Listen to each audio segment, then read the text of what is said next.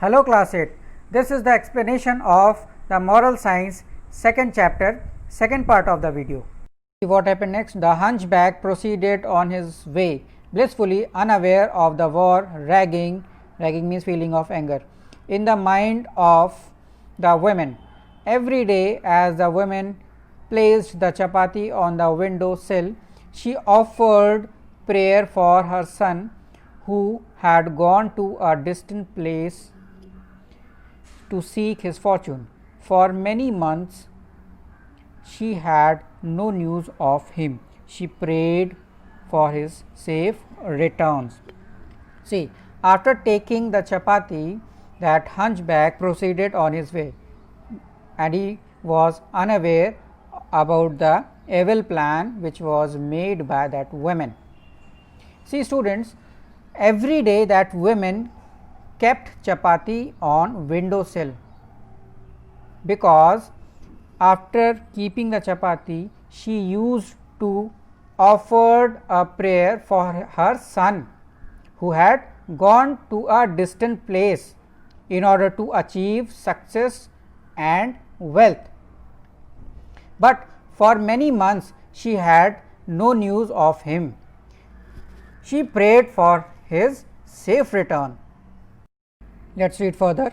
That evening there was a knock on the door. As she opened it, she was surprised to find her son standing at the door. He had grown thin and lean. His clothes were tattered and torn. He was hungry, starved and weak. As he saw his mother, he said, "Mother, it is a miracle that I am here. While I was away, I was so famished that I collapsed." Famished means very hungry. "I would have died, but just then an old hunchback passed by.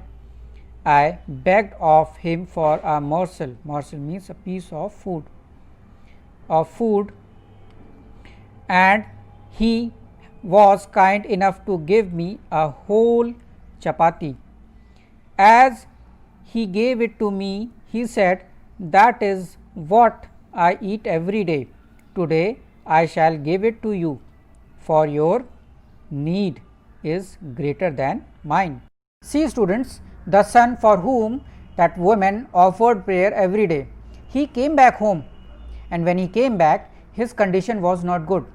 His clothes were torn, he was hungry, starved and weak, and when he returned he told a story to mother, and this story he told that when he was away he was very much hungry, and due to that he collapsed and he was going to die. But just then an old hunchback passed by and he begged some food from him, and that hunchback was so enough, he was so kind that he had given his own chapati to the son. And after giving the chapati, he said that the requirement of this chapati for you is greater than mine. What happened next? As the mother heard those words, her face turned pale. She leaned against the door for support. She remembered the poisoned chapati that she had made that morning.